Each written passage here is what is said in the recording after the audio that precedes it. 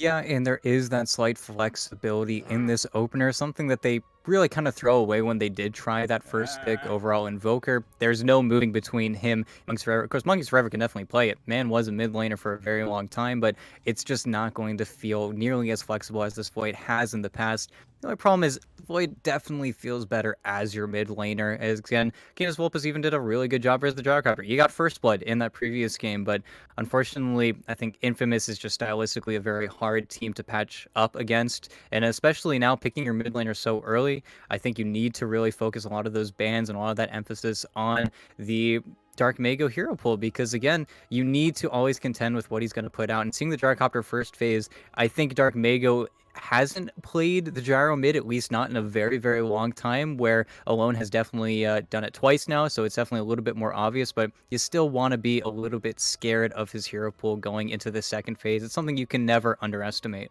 And we've seen what he's capable of when you just let him get on a hero that can sort of seize that control. So they are paying some attention to that. Ember and Storm both taken away. Of course, it's a combination of, obviously Dark Mago is very skilled, and if you're running the Void Spirit, I think they would prefer to avoid this direct Spirit versus Spirit matchup mid, regardless of who's on the other side. But we do see them switch things up a little bit there on the back end of Phase 2. They actually take away that Silencer, something that we saw Infamous use incredibly well in that previous series. So Arkosh, they may be going up against a different opponent here, but they're still going to show respect to that Silencer in the 5 position. So Silencer gets taken away, and Arkosh actually take the Weaver for themselves with that third selection.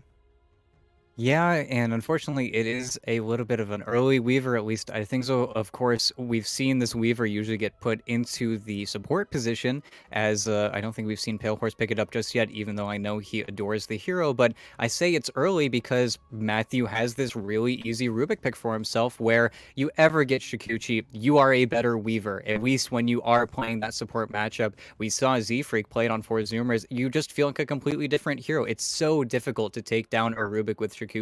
It just makes you a better hero, as well as Matthew just having an incredibly strong lane now pairing with that Mars. And they just counter it straight up. They just say Bloodseeker Rubik. They've just tried to make this the worst possible game as you can imagine for this Weaver. Yeah, that's not going to be fun for the Weaver, and, well, maybe this now kind of definitively pushes that Weaver into the supporting role just because you don't want to run it as a core with these sort of counter picks against it. But we will have to wait and see. We do see Arkosh, though, going in for the Slardar pickup. So you're going to get yourself maybe a little bit of control, a little bit of that armor reduction with the Corrosive Haze, but I feel like at this point the Slardar doesn't really get picked up all that often, and there's kind of a reason for that. Very situational, and not entirely sure if this is the situation that would call for it, but Arkosh have already committed, so Slardar it will be, just a matter of whether they're going to try to run it in the off lane or somewhere else. Yeah, and I do like, I think honestly, the way that Arkosh handled their second phase of picking here, ban out the silencer with the IO, something that they didn't really do the last time they picked it up. That silencer is just horrible for you to play into. But Slardar is going to match up very nicely versus this Bloodseeker if it is going to be Angel's hero. Angel is one of the few South American carries who still feels relatively comfortable taking this Bloodseeker into very late game situations. And I think a big part of the draft now is how do Arkosh actually win that matchup? Because I can only imagine that they're going to put this Weaver over to the 5 position, and then you're going to be searching for something for Pale Horse. Of course, Thunder Predator are banning it out as if it's going to be something a little bit weirder. They're definitely fearing the Faceless Void, or not the Faceless Void, the Outward Devourer, just because I think that is what Canis Vulpes plays if they are going to really swap things up and put the Void Spirit over in the offlane again. But I think redirecting it over to the Sven, it's most likely a Parahorse hero that Arkosh are missing, and I can pretty much agree with that wholeheartedly, where Thunder Predator, they're definitely missing their Dark Mago hero, which of course has gotten banned out very thoroughly. They've done a really good job of singling him out above anyone, as well as Thunder Predator even banning out their own Bat Rider, because of course you're still playing Dota 2 versus Monkeys Forever, and it can never be understated how much he really levels up whenever he's able to get one of his really top 5 best heroes. I mean, the man plays 8-9 games of Dota on one hero, just doesn't get sick of the same stuff. And Lich? Hmm. Okay, I guess this is going to be a Dark Mako Gyrocopter. They still had that flexibility, but that is an interesting turnaround. And, I mean, we did just see Infamous sort of, what, twice end up sort of swinging that, where they put Alone on the gyrocopter in the middle lane. So this may just be something that is starting to catch on some of these teams. So I suppose technically speaking, that isn't guaranteed to be the play. The gyrocopter could go somewhere else, but it really doesn't seem like there's too much they could run other than that gyro at the 2. So now, if you're Arkosh, well, what exactly is your response? That Lich, maybe not going to be a sort of massive sticking point for them. Obviously, they need to not clump up too much, otherwise a Chain Frost could sort of do them in. But how do they now respond with the mid matchup potentially being sort of switched up a little bit on them? I think that they're going to be confident going into it, and I do hear the Ursa getting picked up here. And it's interesting because Ursa is very good at not getting kited by this rupture, but that's where everything does get swapped up a little bit more. Again, we're going to see the gyrocopter versus Void Spirit lane where everything is about that dissimulate. You really don't want to get it forced out. I'm interested to see if Canis Vulpes is going to go for the same skill build where it was the 0-3-2, or if he's going to split up his skill points a little bit more, just knowing that every time you commit that dissimulate, you're going to get pressured by that homing missile. And in tow, every single time the missile is pushed onto you, you need to be getting something out of it. It's just something that gyrocopter is always very capable of forcing you. Unfortunately, everything got switched up. Dark Mega is going to take that Mars mid, and that makes a whole lot more sense. But still, I think that nobody is really upset with their draft. This is actually the most balanced draft. Again, we talk about Arkosh a lot and them being really good at one thing, but Arkosh are pretty balanced this time around. They've got good anti-armor. They've got a good mix of both physical and magic damage. They don't have the best partner for this IO. That's probably the biggest drawback of their lineup. They don't have that Sven. They don't have that Tiny. They don't have that Medusa who's able to clear off those stacks, really push Crow up. But that's where, again, a very lane-oriented team, if they can get something out of lanes and then rotate out, they're going to be a lot more confident. I think this is probably, the most 50-50 draft I think we've got from Arkosh thus far. I just ran the numbers. It's looking pretty good for them. Yeah, you got the future tech there. You can see what's going to go down, but well, yeah, we'll see. Arkosh looking for really at this point anything to try and shift some momentum. They do at least have that one win that they picked up yesterday against D2 Hustlers. So at the end of the day, that is always going to be something to keep them out of that sort of winless scenario, right? But they would very much like to be able to get themselves, well, actually further up the standings at this point. So we shall see how this plays out for them. But they're going up against a tough opponent here. We have seen so much so far from Thunder Predator. They really don't ever seem to let their opponents off the hook, much like Infamous in that previous matchup as well. Yeah, I really do think that, again, you're going up versus what is the defending champion, is going to be the front runner here. They are very consistent. They're very reliable, especially with their drafts. It is fun to see Pandaboo on a hero that really, I don't think he's played in quite a bit. Of course, talk about Pandaboo. He loves the harassing 5 positions. You always talk in the same breath with him playing a hero like his Disruptor, which is infamous at this point. But Lich is in that same vein where you just get Frost Blasted over and over again. That just gets so efficient. And Angel, he started right-clicking pretty early. I wonder if he's giving that away. Yeah, they're pinging closer to that word. Oh, this is going to They be a have a fight. sentry right now, though? Yeah, they do. They Yeah, have one up. Gremlo. Okay. Question is, do they have the time or the desire to really go for it? And they pin down the exact location. It looks like for now the answer is no.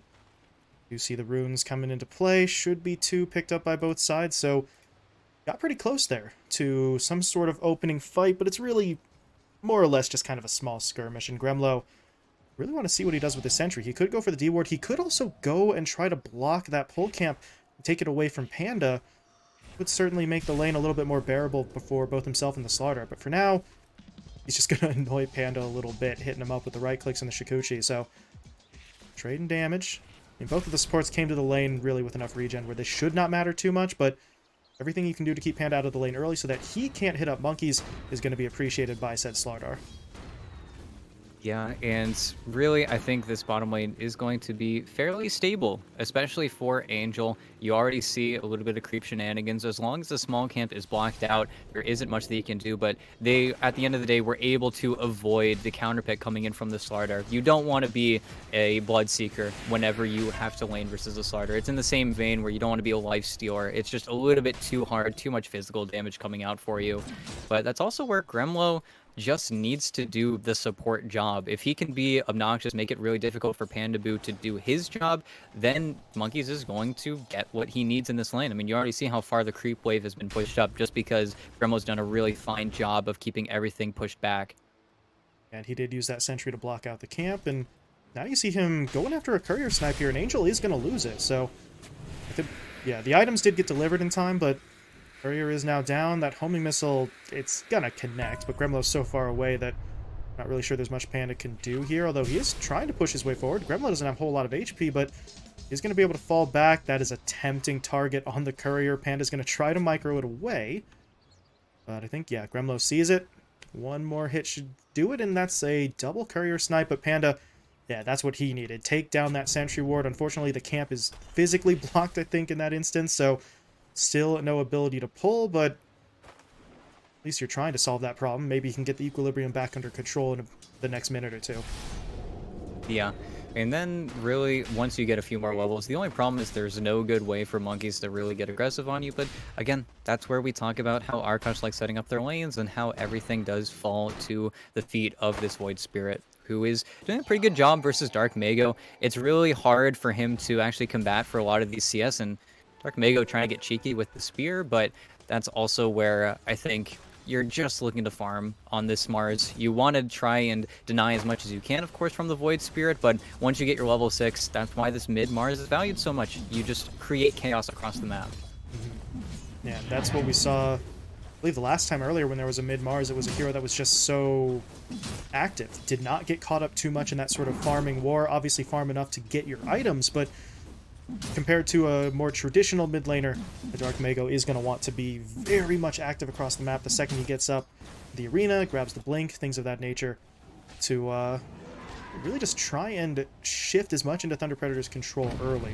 Meanwhile, what is going on here in the top lane? Pale Horse and Crow have pushed it pretty far forward, but the first blood play actually comes bot. Angel and Panda jumped in on to Monkeys, and well, the Slardar, he doesn't have any points up in the sprint right now, so he really wasn't able to outrun that. Gremlo is trying to push in, but this is a little bit risky. Okay. Okay, he gets into the trees. He should be okay for now. Actually turns around for a hit or two onto Panda as well. Yeah. It's just, I think Angel also making the tough decision to actually get a few points up. Gremlo. That's a very risky play. Angel does have a couple of charges there on the stick, so he is going to be able to heal up, and now Monkeys is coming in. Yeah, he dies to tower, and Monkeys. There's a kill on the Panda. There you go, that he can get.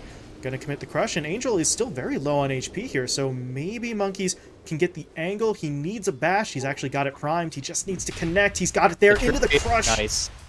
Monkeys, okay. Double kill there for your Slardar. That, it looked a little weird at first. It really did seem like Gremlo was just kind of suicide diving, and he does die, but sets up your offlaner for 2 kills. Yeah, I think that was just Gremlo identifying that there was a lot of really significant creep pressure. Of course, whenever the creeps are on top of the gyrocopter, you don't really eat any of that rocket barrage, and you get to go in with such a huge creep advantage. That was also before Angel got his boots delivered out. Of course, he went for the greedy band of Elven Skin first, and of course, you're gonna get punished for that. But this lane is completely flipped now. That would have been really good for Angel if he was able to take a step back, then get a salve over from Pandaboo, and then you just have a free kill onto the Slardar, and then you move back into the lane. But instead, Monkeys really gets something good going for him, and now has a full Hood of Defiance flying on the courier, so he is chilling now. Yeah, this lane's going to get so much easier for him, but Panda does now have that Sinister Gaze, so he is able to do a little bit more. Angel's pushing forward, looking for the damage. I don't know if they're going to be able to get this, honestly. He turns his attention over to Gremlo, but with the damage split, he's not going to be able to get that one either. But over in the middle lane, Dark Mago hits 6, he drops the arena, and we talked about it in the draft. This is something the Void Spirit in particular is always so vulnerable to. If you get hit up by that combo, you spend so much time sort of down and out in that fight. Dark Mago is just able to make that one happen, and well, a little bit of assistance in from the Rubik as well. I'm not sure they make that play without Matthew's assistance, as bottom lane, Gremlo, well, he was able to avoid the death the first time. This time he will be taken down as Angel, he's starting to actually commit more and more for these fights. You see the, the skill build for him, 2 points up in the barrage, so he is not necessarily backing down when this offlane duo try to come after him. Yeah, and I think also just recognizing that there is, again, very little creep push coming out from both of the supports and the offlaner yet again. So if he gets that creep surplus, it's very difficult for Monkeys Forever to ever do anything. And of course, Monkeys is fine with that. He gets a lot of creeps pushed into him, but you really lose the ability to look for him in the jungle then just because you have so many creeps running at you constantly. It was a big problem in their previous draft, so I wonder how they're going to try and fix it. Yeah, that kill from Matthew though mid was really sick. He places a sentry too above the tier 1 tower, so they just know that there's no vision. Without lift into the spear, then he just very simply dissimulates, but just really cool from him. Yeah, those sorts of plays, it's just... Those are the kind of things that have been happening to Canis Vulpus really throughout the Pro Series so far, and not all of that is his fault. It's just he's been put on the Void Spirit so often that these scenarios just kind of keep coming his way, and really haven't seen much assistance for him. This is something for Arkosh that I feel like they do, or I guess don't do, would really be the phrase. They really do seem to leave their mid laner to kind of fend for himself for the most part. Yeah, and it's a problem that really it's hard for them to do this game, right? Because you look at their support duo, they have Weaver Io. No one is going to come mid. They're neither of them have a stun. It's always going to be Canis Vulpus coming to them, and he's trying to come to them right now. He's in the bottom lane. He got his level 6. He has an arcane rune. Unfortunately, the pull comes off right at that same time, and you already see Angel has used his TP to get over to the mid lane. And again, it's just such an appropriate reaction from this team. You just find the aggression, you see the key hero, and Pandaboo looks like he should get taken down here. Panda's left alone.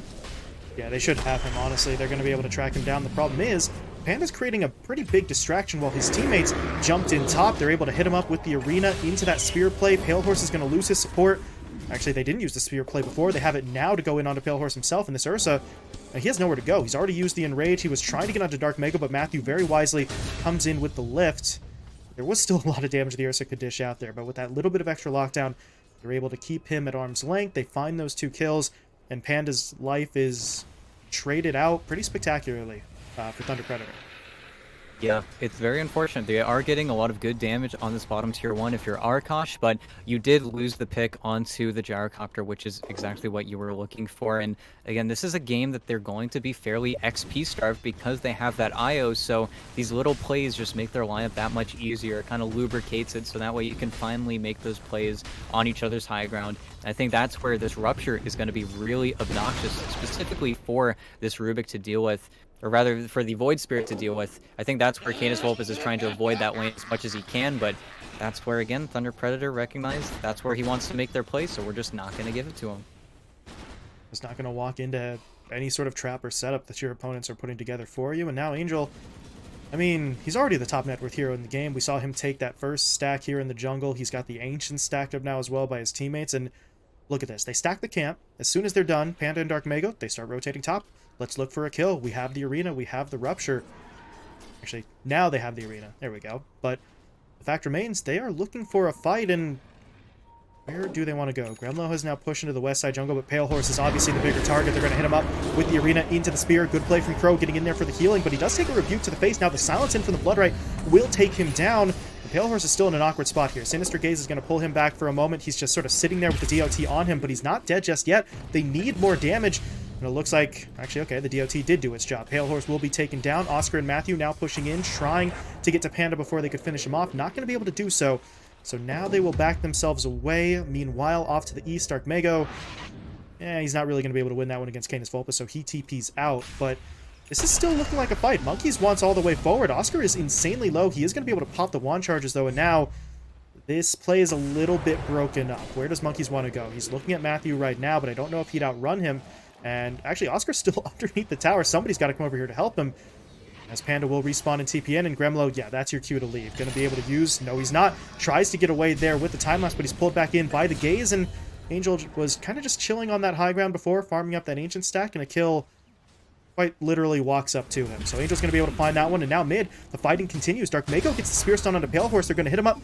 Actually, no, there is no Hex. We are 10 minutes in. That's a big pull that he used on himself, but it's not going to be enough. Dark Mako finds the kill, and just like that, Thunder Predator picked up like 6, 7 kills or something like that. It's just an insane flurry of activity. Yeah, and in the mid lane, it's unfortunate. I think Canis Vulpes wanted to get aggressive. He had a DD run. He still has a DD run, and they still want to get something done here. It's a lot of damage on the Dark Mago. I think they might actually get him here. Ooh. Nice. Tries for the spear play. Canis Vulpes, not sure if that was more of a dodge or a miss. Either way, though, it is going to get him the kill in the Void Spirit.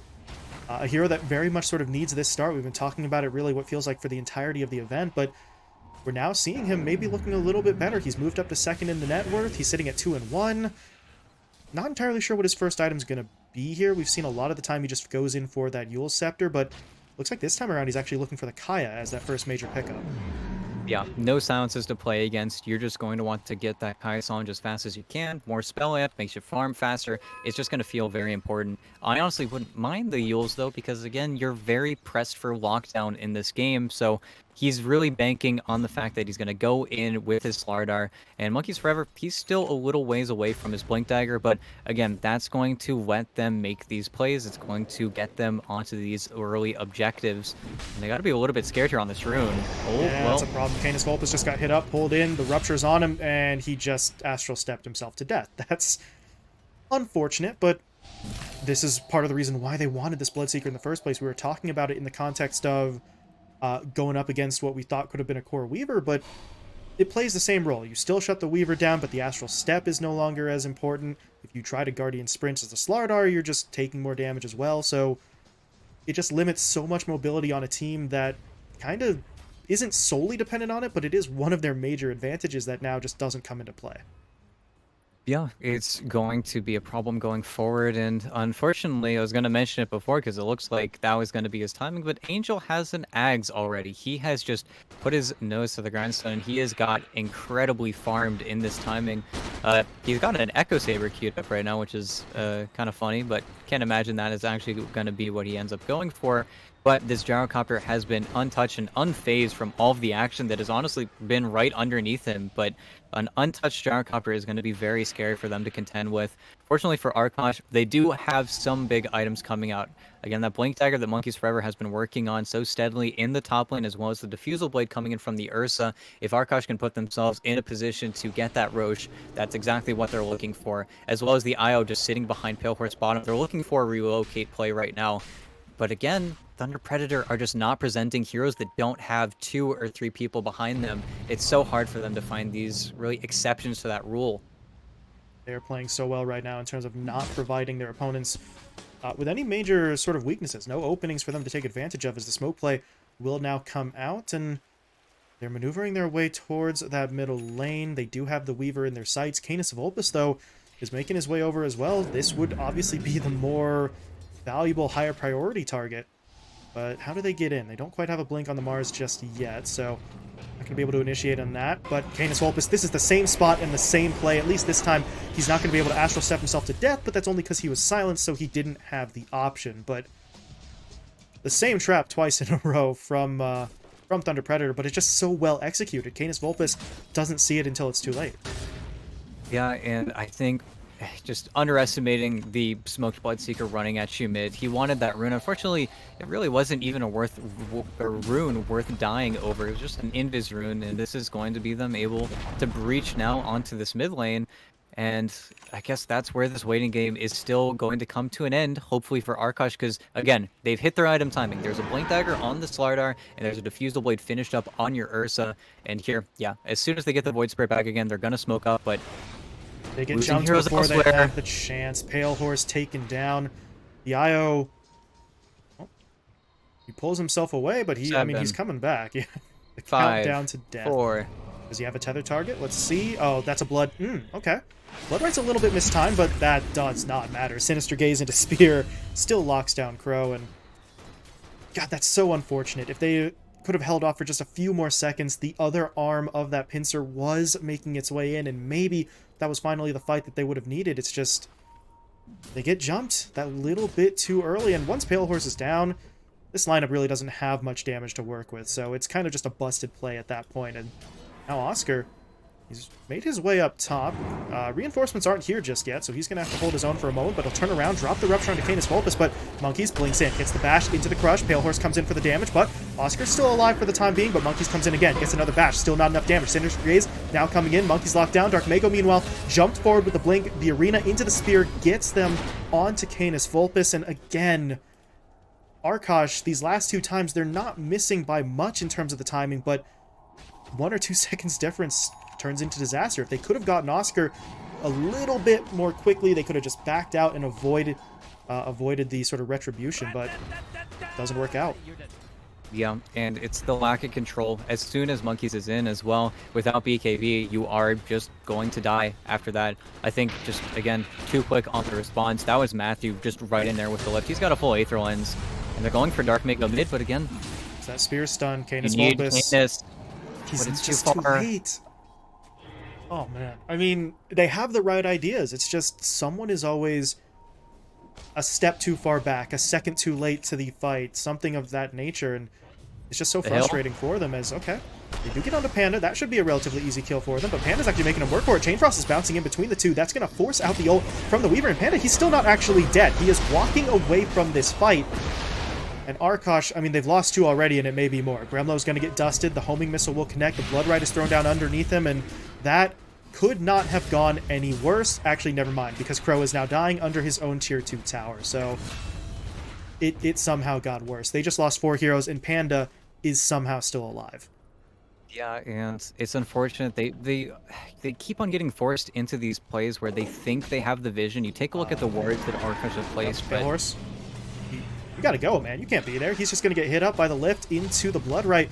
Tries for a diffusal play, but Matthew, yeah, he's got the stolen Shikuchi. He doesn't care about that slow. He's just able to walk away, avoid the damage. Pale Horse now desperately needs to get himself out of here. He'll try for the Enrage, but the Yule Scepter puts him up in the air, and he's just gonna die to the Blood Rite. It's an absolute disaster at this point, and now I'm not really sure what else they can do. Canis Vulpus' early momentum has gone by the wayside. He went from 2-1 to 2-5. Pale Horse is getting caught out alone in that bottom lane, and it's a 21-5 kill count, 8k net worth lead for Thunder Predator, and I don't think they're really going to be showing any mercy to their opponents anytime soon. Yeah, really, they need to find a place to stamp their feet in the ground. They want to make these plays over by the Roche, but I think that's where Thunder Predator have just really seated themselves a little too deep. Again, it all comes over to this hill, and they have the vision here. Monkeys keeps making plays off of this ward, but the vision is just better from Thunder Predator, and that's where the collapse comes in from everyone, and well, Here we go again. got a hard choice there. Good play from Crow, though, getting over to try and provide that healing, so Canis is able to fall back for now. But he's still ruptured for a few more seconds, and yeah, here comes the play. Oscar's in. They'll get that kill. The Chain Frost is going to bounce back a little bit here, so they continue to do some damage. Dark Mako now throws down the arena. They need some sort of spear play as Oscar is able to walk, and Jesus, that's just an early GG, but yeah, at this point, there wasn't much left for them to do. It's just going to be a quick and easy game for Thunder Predator. Yeah, and again, it's Thunder Predator being a brutal team to play against. It feels like you give up a little too much to them in the lanes when you're so reliant. Again, they keep on relying on Canis Vulpus for just too much, I think. If we had some more playmaking potential in either Crow or Gremlo, I would give them a little bit more credit, but unfortunately, they're kind of stuck into these situations, and it's really draft issues that are plaguing them right now. It feels like at every turn, Thunder Predator are getting more active heroes, safer heroes, heroes that aren't really dying in many situations, and then they're executing at a level just simply beyond Oscar and Matthew and the game deathless because they really were just able to get out of every situation. You made a really good Rubik game, you made it an even better Bloodseeker game. That second picking phase was just incredible from Thunder Predator. They just got exactly what they wanted, and unfortunately Arkosh just weren't able to find something to really push them aside. And it's this first phase gyro that we saw, what, 3-4 months ago, that every team was doing in this region, just coming back in full force after Tiny gets shipped out. Yeah, and the shift in the meta very much favoring some of those SA squads because, yeah, all their carries are pretty adept at the gyro, and for some of these teams, their supports are pretty good at it too. Didn't come out in this game, obviously, but Thunder Predator will always have that up their sleeve as well. But they didn't need to pull that out. It was straightforward. They just outdrafted Arkosh and obviously outplayed them 25-5. The final kill count there as Thunder Predator take a win in less than 20 minutes. So they're looking pretty damn good here. Another victory on the board for them. Arkosh, meanwhile, something's got to change. That's 3 straight losses for them here on the day, and they've only got one more chance to try and salvage a win. Game 2 is going to be coming up in a little bit here, so we'll see how drastically do Arkosh switch up the game plan here, and will that be enough to try and fight back against Thunder Predator? So we'll be stepping away for just a moment, but Game 2 is going to be coming up in just a few minutes.